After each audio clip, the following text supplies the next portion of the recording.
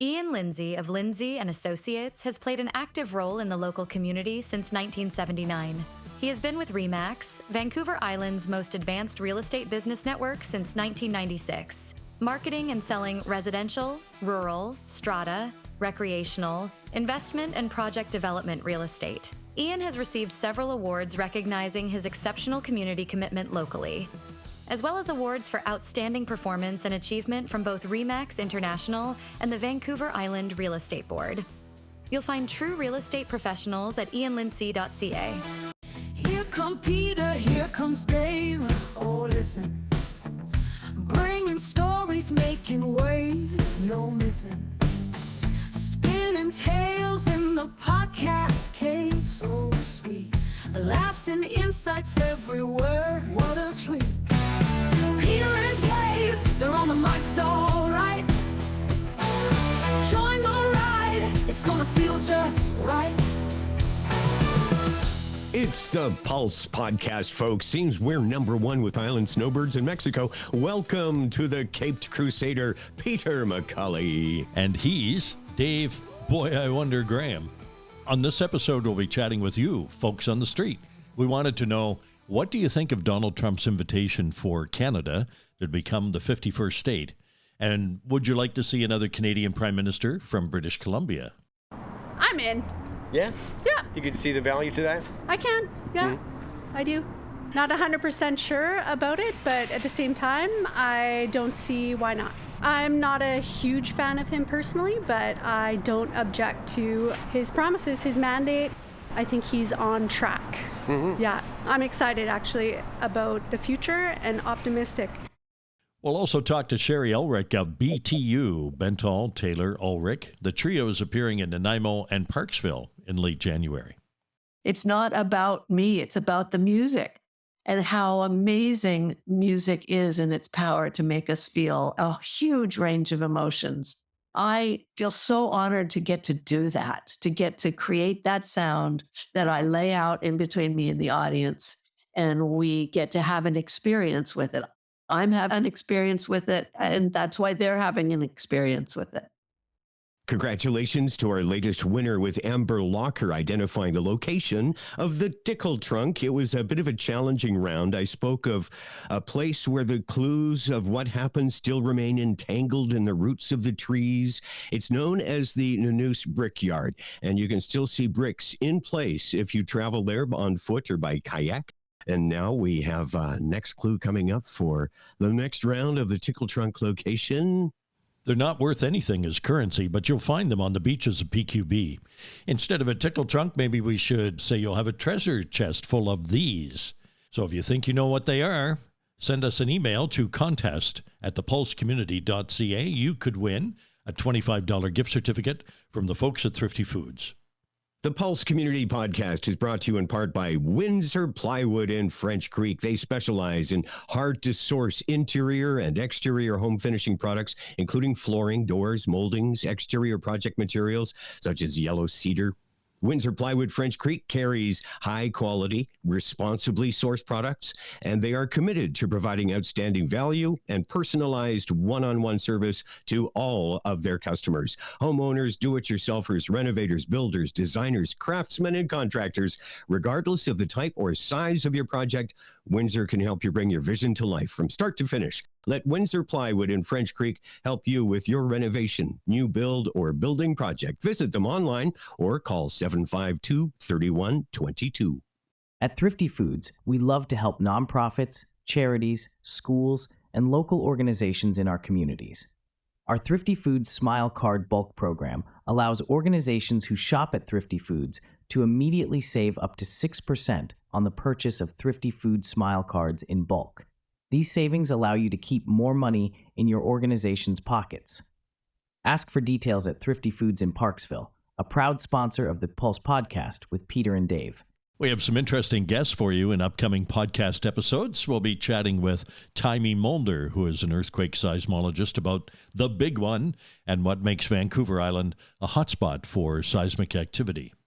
On a future podcast, I want to give you fair warning on this because it isn't every day we get to chat with a music legend. Randy Bachman. He is hitting the road again with Bachman Turner Overdrive. They'll be crossing Canada with their Back in Overdrive tour starting in Victoria April 1st.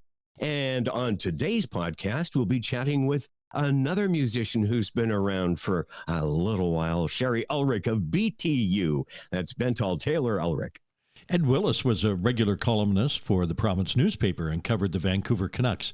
He's written a new book entitled Never Boring, the up and down history of the Vancouver Canucks, and we'll have him in for a chat as well. The news has been full of headlines lately about the wildfires in California and needing to find a new prime minister, and Donald Trump suggesting that Canada would make a fine 51st state. There's been a lot of back and forth from some Canadian elected officials and the prime minister himself actually talking about why Canada would never become part of the United States. Elizabeth May, who's a member of parliament for Saanich and the Gulf Islands, spoke to the media recently about the whole hullabaloo. Donald Trump, we are not aspiring to be a 51st state. We are already a sovereign country. We are a nation. And anytime anyone looks around the world for the top 10 places to live, Canada's in the top half of the top 10, always. The United States? Never. Even the U.S. News and World Report, which puts together such a list, looks at things like affordability, access to health care, safe streets, where do you want to live? Canada. Our Olympic athletes, when climbing the podium, don't stand up there and sing, "Oh, to be somewhere down the list after Puerto Rico." No. We sing the true north, strong and free. We stand on guard, O Canada. We stand on guard for thee. So no matter how many Trump photos of him in business suits striding a Swiss mountain he posts with a Canadian flag, we're not intimidated. So I read a lot, and I say, okay, people who know Trump in business deals say this is his tactic before negotiation. Humiliation, business approach. Okay, so I take offense. We do not strive to be the 51st state. We're a G7 country. We are part of the world as an independent, sovereign nation.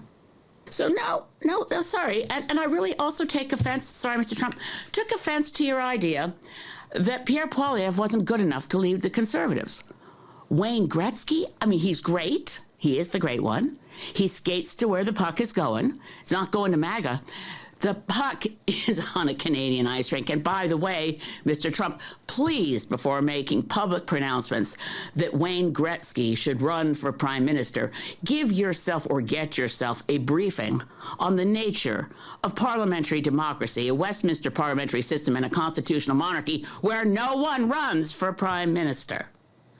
We have elections for members of parliament. We don't get to pick and choose among our billionaire friends for who gets a seat at the cabinet table. If they're not an elected member of parliament, well, Canadian system is different from that of the United States of America.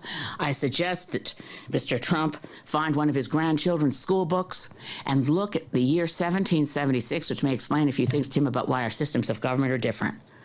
I don't want to belittle Mr. Trump, but on the other hand, hey, Donald, have we got a deal for you? You think we want to be the 51st state? Nah, but maybe California would like to be the 11th province. How about it? California? Oregon? Washington? You've got geography in common with us. And not only that, we've already got a carbon trading system between California and Quebec. We've got some strong alliances on our west coast from British Columbia. There's been a lot of academic papers on the idea of Cascadia. So California, Governor Newsom, and Washington State, Jay Inslee, and newly elected Governor of Oregon, Tina Kotek. How about it? Want to put a referendum to your citizens? Because this is what you deal. Have we got a deal for you? This is what you get. Free health care. Universal free health care. No more one-year-olds who suddenly fall off the Medicaid list and their parents are in the news because they're trying to do a GoFundMe so they can get their daughter to a doctor. Universal free health care. And guess what? Those gun laws that your Congress is too afraid to pass because of the national gun lobby, we already got our strict gun laws. Canada is a sovereign nation full of, guess what, proud Canadians. We're not jingoistic. We don't boast a lot. That's one of the things we kind of have in common with Jimmy Carter. We're not a big nation for braggarts and bullies. We actually like to think we're of service in the world. We could do better. We can always do better. But we love our country. And it's a country. It's a nation. And we do not aspire to be the 51st state. So let's not hear that anymore. If it was a joke, it was never funny. And it ends now. We live in interesting times, and we are interested in what you think. So we went out, talked to some people. Some of them even responded. And we posed the question, what do you think of Donald Trump's invitation for Canada to become the 51st state? And we also asked, would you like to see another Canadian Prime Minister from British Columbia? My name is Lori, and I'm from Parksville. I think Canada's in a pretty crappy situation right now. Like, we're just flopping in the wind right now. No way, man. I don't want nothing to do with Trump. That'll definitely be an interesting one. At this point, I'm sort of just sitting back, eating popcorn, watching all of this happen. Like, if I had to predict the future, that would not be it. I would not expect that to come up. Would that be okay with you? The problem is like, I haven't gone much in research into this. I have no idea, so I can't really formulate an opinion. I would have to give it more time to sit on it, though. What do you think about us becoming the 51st state? I don't think much about that, but I am a supporter of Donald. What about our next prime minister maybe coming from BC? Any thoughts? Not from BC. No? You got someone else in mind? Yeah. Okay. Penny from Parksville. I don't think I can say this in polite company, Dave. Kibosh that. Again. Okay. Any thoughts about maybe our next prime minister coming from BC? Yes, I would be all over that. I really would. I don't know if she stands a chance, but I would be absolutely on board with that. Question number one is, what do you think of Trump's idea of us becoming the 51st state? Oh, don't make me laugh. No, it's not happening. Kevin from Whiskey Creek. I think he's a bit of a clown. We're asking folks, what do you think about us becoming the 51st state? Oh, crazy. That won't happen. Jim from Courtney, not happening. Not happening. I don't care what he says, or he's just an idiot. Any thoughts on our next prime minister perhaps coming from BC? That would be nice. Doubt if it'll happen, but that would be nice. I'm Graham. I'm Bonnie.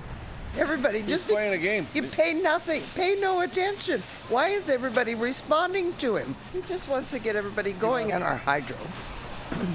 Mr. Ford's hydro, and he's about to say to them, hey, how much do you want our hydro? Now that he jokes over, what's the other questions? Would you like to see another Canadian Prime Minister from BC? Oh, yeah. Absolutely. Oh, it's garbage. Trump had a lot of ideas last time before he was elected, and most of them didn't come to fruition. He was going to build a wall between U.S. and Mexico and make the Mexicans pay for it. That didn't happen. I'm not worried about his other blustering, bombastic idiot statements. What do you think of Trump's idea of us becoming the 51st state? I can't say that on air. and the other thing is, Trump's not the one that's going to get a say. No, he doesn't get to say. I unfortunately am an American living in Canada, so I want no part of the 51st state at all. But mind you, Canada should actually seize Alaska.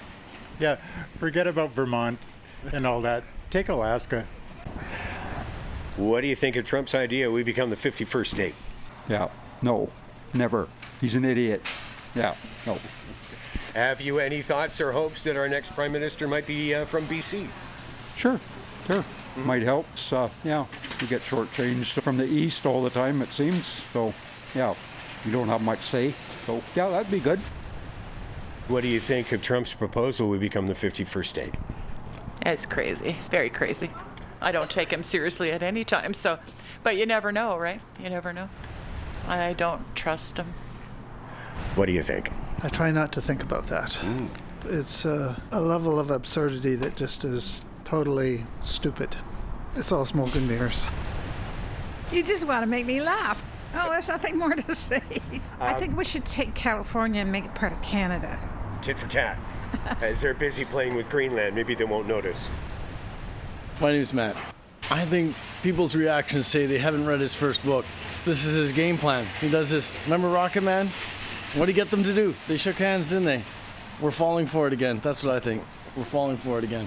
On a more local level, any thoughts as to our next Prime Minister and maybe one from BC? Let's hope she wins the leadership race. It'll shoot her good and solid in the foot. Let's hope. What's your reaction to Trump's idea we become the 51st state?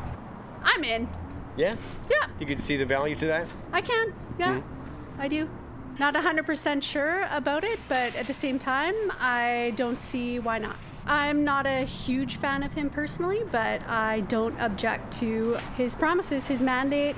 I think he's on track. Yeah, I'm excited actually about the future and optimistic. Personally, I think Trump is a joke. I think that he's manipulative, and I think it's an insult to Canadians that they think that we would want to be American. Growing up, I'm 74, and I used to think it'd be really neat to be an American. And now, I wouldn't go there if they paid me $1 million. And my husband, he won't travel there anymore. We will only travel there to see a very good friend that's elderly. Bill. And Denise. Not interested. Canada proud me. True Canadian. And really, I think he's just posturing for negotiations. No, I think so too. Yeah. Trolling as well. Yeah. But you know what? He certainly got our government moving on the border, didn't they? And I mean, they were doing squat on that and the fentanyl thing till Trump came, and now they're panicking, running around like crazy trying to get things sorted out. So, to me, that's a good thing. Oh, I welcome it with all my open heart. I'm lying. No, it doesn't appeal to me at all. No. Do you have any hopes on another topic of our next Prime Minister maybe being from BC? Like Christy Clark? I'm not leaning that way at this point, no. Although the pool there is pretty shallow. What do you think about Trump's proposal that we become the 51st state? I think he's just a big windbag, and he's just bluffing. And no, I don't want to become a part of America. Well, Dave, that sounded like a lot of fun. Lots of great opinions. You got recognized a few times. I thought it was especially funny when that listener showed up with the rhubarb pie for you. That'll go great with your haggis. Oh, yeah. Haggis and rhubarb. That'll look just fine on someone else's plate. Oceanside Seaweed. That little pot shop is Parksville's first licensed cannabis store. Since April 2022, Seaweed is under new ownership. With a product expert at the helm, that includes 2 decades of retail mastery and 7 years in the cannabis industry, Seaweed is a legacy in the making, with cannabis products regulated by Health Canada. Community-minded Seaweed is a member of the Parksville Chamber of Commerce, the Parksville Downtown Business Association, and the Retail Cannabis Council of British Columbia. Those 19+ can drop by the store at 154 Middleton Avenue next to Tablet Pharmacy. Open Monday to Friday, 9 a.m. to 8 p.m. Weekends and holidays, 9 a.m. to 7 p.m. Visit the online store at seaweedoceanside.ca. Ian Lindsay of Lindsay and Associates has played an active role in the local community since 1979. He has been with RE/MAX, Vancouver Island's most advanced real estate business network since 1996, marketing and selling residential, rural, strata, recreational, investment, and project development real estate. Ian has received several awards recognizing his exceptional community commitment locally, as well as awards for outstanding performance and achievement from both RE/MAX International and the Vancouver Island Real Estate Board. You'll find true real estate professionals at ianlindsay.ca.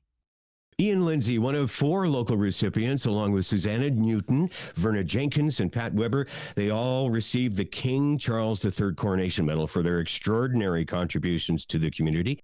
Maybe we'll get one of them to come on and talk about it. I know they aren't allowed to just pin the medal on and go for a coffee or anything. There are certainly limitations as to how and when and where and all of that. Hey, if you have any thoughts as to people we should be talking to, we're open to suggestions right now. We have someone waiting to talk. Marilyn, do tell. Who's in the green room?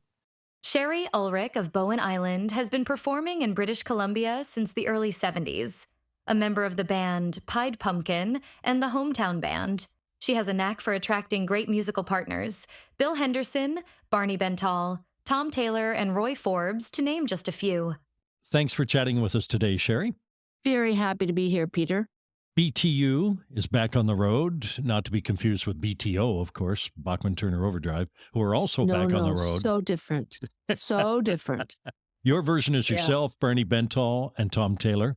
How long have you three been making music together, and how did you get together in the first place? We got together for one show, and I have learned that this is the way that music goes, in that we thought it was just for one show. And I have been producing a songwriter series for the last 29 years for the Songwriters Association of Canada called Songbird North, which is a song circle of 3 writers. So I thought, let's do this on Bowen Island, where both Barney and I live. We were picking a third person, and he said, how about Tom Taylor, who I didn't know and had never met before. I knew of the band She Stole My Beer, but that was as far as it went. I listened to his songs first, and I said, hell yes. His songs are so good. So we did this one show, and we enjoyed it so much, and the audience loved it. So we said, let's do that again. I've learned that the things that have had endurance in my life, the musical projects, have been where the intention is to do it once, and then it's really fun, and you do it again, and you do it again, and you do it again. And 17 years later, we are still doing it. There seems to be big gaps in between. Barney's an incredibly busy guy. Between his musical projects and going out with Adventure Canada, and he goes to Greenland or Italy. He's just everywhere all the time. So I consider that we're incredibly lucky if he can ever carve out a weekend that we can do this. You did manage to carve out a weekend. In 2015, the 3 of you managed to get together, sync your schedules, so to speak, and set up camp at Barney's house and recorded an album there. Yes, we did the first album as a live album in the same venue that we did our first concert. So about a year later, we recorded that, and it's called Live at Kate's Hill. And we wanted to get together with my daughter, who's an engineer, and her partner, who's an engineer, and record another album, which we did. That seems like a crazy long time ago now, but it's really hard when it's sort of a side project to carve out the time. And plus, everybody's recording their own songs on their own albums.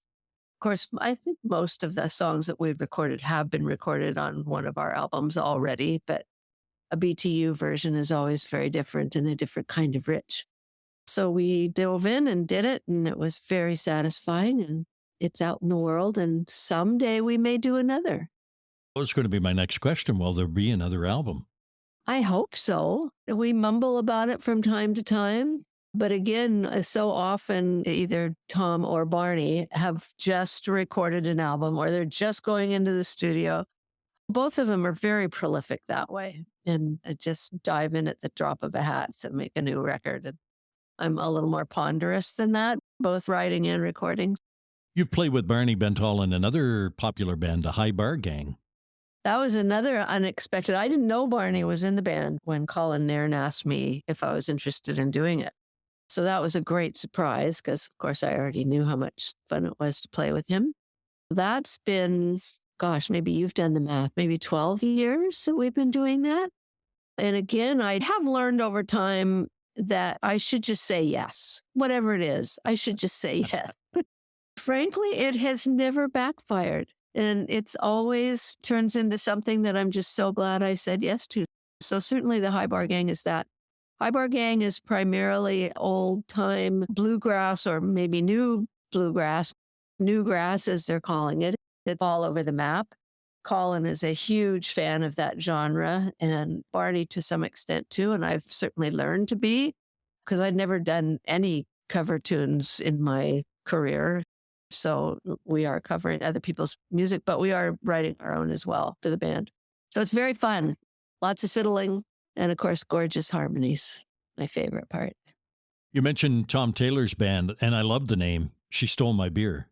Yeah, it's a rockin' band, and they've been together for a long time, and they're still at it. It's still just a really fun thing to do. They've got favorite gigs that they do annually. And then he's in another band called Radio Grand with Colin Nairn and Colin's wife, Wendy, who are, of course, both part of the High Bar Gang. And then he started a new band called the Southern Residents. And he's just releasing an album this month, actually, that Adrian Dolan recorded and mixed and performed most of the instruments. And it's so good. It's so damn good. And the harmony singer on that is Jen Tolme. And Jen and I are in a trio that I just started a couple of years ago called The Luckies with her and Hillary Grist. So that's the first time in the 50 years that I've been in trios with boys that I'm in a trio with girls. And it's so fun. They're all fun, but this has been particularly delightful. And you have been doing this a while. You started on the coffee house circuit, I guess they called it in those days, with Pied Pumkin, and moved on to the hometown band. Pied Pumkin was mostly community halls and OAP halls and, coffee houses, I guess would be a good way to describe it. We had such a passionate following and still do. It's incomparable, that band, the spirit of that band. Again, it was a trio, and I got to be all the icing with playing fiddle and mandolin and flute and sax in those days. Like, as a musician, it was a tremendous training ground for learning to be present in the music and the power of how music can make people feel. Claire Lawrence was producing the Great Canadian Gold Rush for the CBC, and he recorded the Pied Pumkin and Prince George, and then he approached me because he was recording an album for Valdi to come into the studio and add fiddle and vocals on the album that became the Valdi and the Hometown Band album. But we were not a band at that point. We were just a sidemen, and then they wanted to take those players on the road. So hell yes. And that was really fun. And at the end of it, they said, we want the band to be a separate band. The manager at the time, Cliff Jones, said, you can't do both the Pied Pumkin and the Hometown Band. You have to choose, which is laughable to me now because I'm in 4 or 5 bands, and I would never let anybody tell me that now. But I did then because I was young and impressionable. I chose the Hometown Band because we had just finished a coast-to-coast tour with Valdi, 3,000-seat theaters, 2 shows a night all across the country. And we sang one song every night, which was Flying, which was actually written by Joe Mock and the Pied Pumkin. And that's how I met the country. And that's how I ended up on that kind of a stage thinking, oh yeah, this is where I want to be. It was such an allure. Even though my heart and soul was with the Pied Pumkin, I still veered off into that lane. I couldn't help myself. What's the biggest venue, Shari, you remember playing? And conversely, what's the smallest, the most intimate? The smallest is easy since house concerts have been invented. I've certainly played, I don't know what the smallest would be, maybe a dozen people. I try not to make it less than 30 or 40, but occasionally stuff happens. And I think probably the biggest was when the Hometown Band opened for Supertramp at Maple Leaf Gardens. I don't know what that capacity is, but that was pretty exciting. And I frankly assumed that was it for the rest of my career. That was the kind of rooms I was going to be playing, which frankly, although this sounds like I'm just making it up, I'm glad it's not, because music is an audio art form and arenas sound terrible. And it's a terrible place to make music. There's a reason that the Beatles only toured for a couple of years. Any gigs or musical wishes on your wish list? I'd like to tour the world to 3,000-seat theaters. That would be my biggest wish. Just a nice theater. I don't need anything bigger than that. But my one regret was that I never got to play the Vinyl Cafe with Stuart McLean. I wanted to so desperately. I loved him so much. I still listen to those shows. There's nothing I can do about that. There's no way I'm ever going to make that happen. Not now. What a loss. Shari, you're a great songwriter. You've been writing all your life. How has living on Bowen Island affected your songwriting? There's 2 big assets to living on Bowen Island.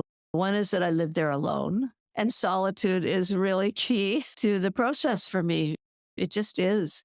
The other is nature. It's a very safe place to walk.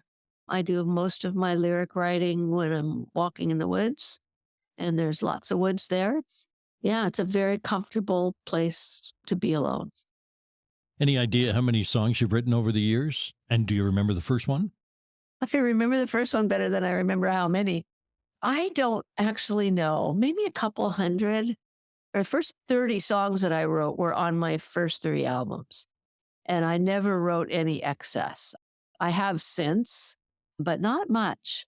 So the very first song I wrote was with the hometown band's second album, when the album had been rejected by the record label, which they often did, not to us, but they sent it back saying, we don't hear a hit. So I had been wanting to write songs for so many years and just didn't know how to start. I didn't know how to do it. I thought, okay, here's my chance. I have to write a song. So I wrote a tune on the dulcimer, which was the instrument that I inherited from the Pied Pumkin era of my life, called Feel Good. And it was a very peppy, poppy, slightly rocky, but more poppy song. And it was a very successful single. And I thought, okay, apparently I was right all along and I should be writing songs. So as I say, when I went solo, when the band dissolved, I knew that I had to record my own song. I wasn't comfortable singing other people's lyrics. Pied Pumkin, I did enjoy singing some of those songs. But in the hometown band, the lyrics were not how I wanted to say things and what I wanted to say. That was a big impetus to write my own. And you've had a chance to teach songwriting as well. I have. When I was first asked, it was for the Songwriters Association of Canada, and I felt that this is ridiculous. You cannot teach people to write songs. You either have the instincts or you don't, because that's what I had. I never went to a songwriting class. I just had an ear for music.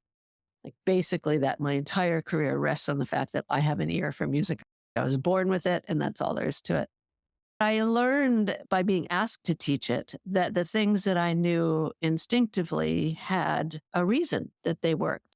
The things that I didn't do, I had reasons that they didn't work. And so I started to learn how to convey that. I like working with other people's material as a way to teach them, as opposed to just teaching them just theoretically how it works. And yeah, I really enjoy the process. Your daughter, you mentioned, Julia, has collaborated with you both as a performer and a producer. That must be pretty satisfying to see her grow her musical DNA. It certainly is. She started piano at 3 and violin at 4. Clearly had an ear. That was apparent at the beginning. And when she was 12, she started playing violin with me in shows. I kept saying to her, it would be great if you could sing some harmonies. And she'd say, I will, I'm just not ready yet. And then one day, literally one day, she said, okay, I'm ready. So I sat down and taught her all the harmonies to the songs. She never had to hear them again. She just nailed them from that point on. And then she picked up accordion and guitar and mandolin and played piano sometimes in shows as well. But she went to McGill and got her master's in music and sound recording because she's got a big science brain and she thought music was too easy. She's a very successful engineer. And anybody with kids, there's 2 final frontiers. One is that they find their path, and it's a path that they find rewarding in every sense of the word. And the next is that they find a partner and a spouse that fits them and allows them to be exactly who they are and feel cherished for who they are. And we have reached both of those final frontiers. It's really wonderful. I've been playing your records and telling your stories as a broadcaster, a publisher, and now a podcaster since the late 1970s. I ran across something I'm not sure I knew before. That was that you played Carole King in a musical theater production of Tapestry. Oh, we didn't have a strong theatrical component. There was a lot of choreography, but it was not really a theater piece where someone would play Carole King. We toured it. It ran for months. It was the first theater production that I'd ever done, and I loved it. It was a whole other kind of discipline where you're doing the same thing every day.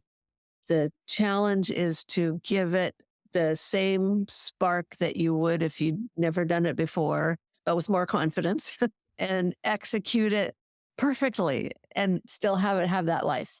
It was a really wonderful challenge and chapter in my life. I did another show after that as well, but that's the only theater that I've done. Do tell. Baby Boomer Blues. It was a show that was thought up by Vonnie Grindler and her theater company. It was a cast of 4 or 5 and a couple played instruments, and it was music of that era, but also storytelling from that era. So we each had monologues, and I wrote a lot of the script. The challenging thing for me is memorization. That's one reason why I haven't gone gung-ho into theater. Like when I did the show with David Suzuki for 2 seasons, he was used to memorizing long pieces of dialogue, and I was not. I found it really anxiety producing that I can so easily mess with my own mind by thinking, what if you can't remember it?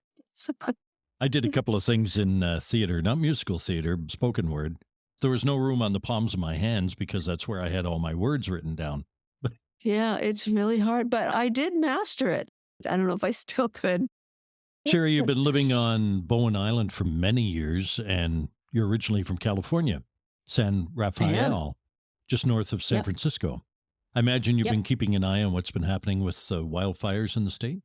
Oh my God. Yes, I moved to LA in the mid 80s, and the house that I lived in is right in the heart of one of the many neighborhoods that's burning.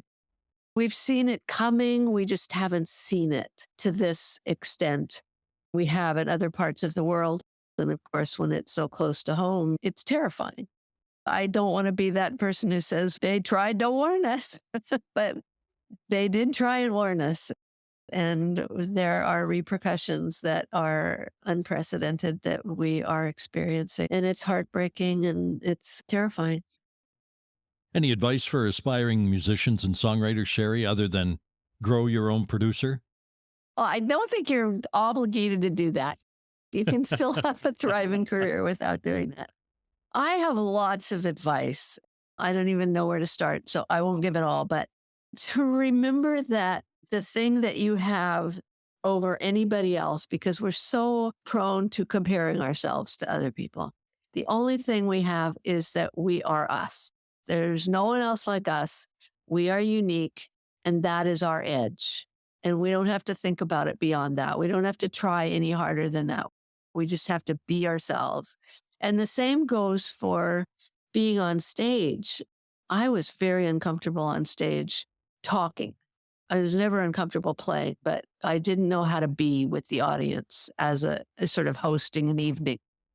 And then the penny dropped that I just had to be myself, just take myself on stage and be that same person. And the audience responds to that. That's what they want. They want to know you. They want to see you. They want to feel comfortable. My other mantra in performance is that we are obligated to make sure the audience is always comfortable. What else? Tune your guitar. Make sure it's in tune throughout the night, no matter how many times you have to tune it. If you're doing it to be famous and rich, which nobody ever says in that order, if you're doing it to be rich and famous, you're doomed to not necessarily fail, but the chances of you being happy are very slim. If we do it to fill a hole, which is where the fame part comes in, because we're desperate to have that kind of notoriety, it doesn't fill the hole. And I think the reason that truly hugely famous people, which I have not been, thankfully, I think it's that huge dichotomy between who they feel like they are internally and how the world responds to them and how the world holds them up on a pedestal. So they inevitably feel like a sham. It just magnifies whatever emotional problems or trauma or whatever they've experienced that they're trying to fill with this other thing called fame. It's just a recipe for disaster. I just think that making any kind of art is about processing life and sharing it with others, sharing your story so they can see themselves in your story and see their stories and share their story. It's a very human thing. It's not about us. It's not about the person who is creating the art. I feel like when I make music, and I've probably said this before because I feel it so strongly, that when I'm on stage, I don't feel like, hey, look at me. I'm so great. It's not about me. It's about the music and how amazing music is in its power to make us feel a huge range of emotions. I feel so honored to get to do that, to get to create that sound that I lay out in between me and the audience, and we get to have an experience with it. I'm having an experience with it, and that's why they're having an experience with it. Shari, thanks for your time today. Thank you. Shari Ulrich, she's a hippie at heart. That's why she fits so well around these parts. BTU, that's Bentall, Taylor, and Ulrich, respectively Barney, Tom, and Shari. They've been doing gigs together as time permits for over 20 years now, and that's quite a concentration of talent, performing select dates in BC this month, including Victoria and Parksville. If you're interested in joining our growing family of sponsors for the Pulse community and Skookum Kids Stories podcasts, please let us know. Email peter@thepulsecommunity.ca. As mentioned earlier, we're starting to get out to meet people and connect that way. Always good fun.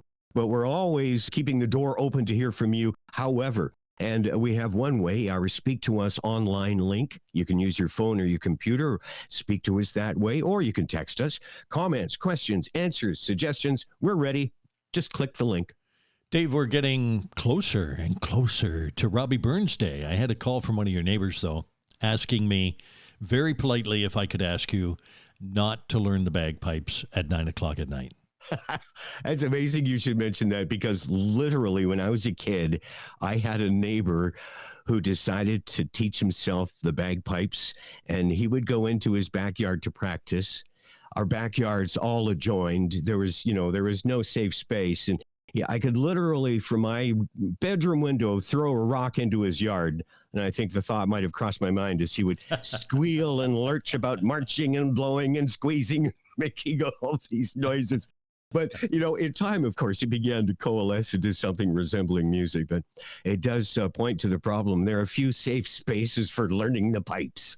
Brian Weiss will be making an appearance on an upcoming podcast to recite the Ode to the Haggis, which is the highlight of any Burns night dinner. The thought dawned on me recently. I don't think there's anything else like it in the calendar. Is there? It's not like we have a Shakespeare brunch or a Charles Dickens potluck or an Agatha Christie feast. There's only this one, Burns supper. I learned recently there is such a thing as a vegetarian haggis, so that excuse is out. You got to try it at least once. So it's like a tofurkey. Is that what you're saying? We have another project on the go. It's Stories for Kids. Skookum Kids Stories podcasts are delightful original stories about a boy named Peter and his pet Eskimo dog, Gracie. They're always finding adventure. And then there's Captain Dave. I always want to lapse into some kind of a pirate voice, but Captain Dave isn't a pirate. Captain Dave and his stories of adventure aboard the Mellow Submarine. Captain Dave is the marine version of Dr. Dolittle. I think his best pal is a lobster, and boy, do they have fun together. You'll find those Pulse podcasts and Skookum Kids Stories on the pulsecommunity.ca website, skookumkids.com, Apple, Spotify, iHeart, Amazon, and YouTube. We might be headed to a busy spot near you. Be on the lookout for the Peter and Dave Roadshow as we connect with you, the Pulse community, at various locations in the weeks to come. Okay, Dave, let's head down to the cafeteria and see what special Mabel's got on for us today. Oh, I hear it's alphabet soup. I tried making alphabet soup from scratch once, but it spelled disaster. Here come Peter, here comes Dave. Oh, listen. Bringing stories, making waves. No missing. Spinning tales in the podcast cave. So sweet. Laughs and insights everywhere. What a treat. Peter and Dave, they're on the mic, so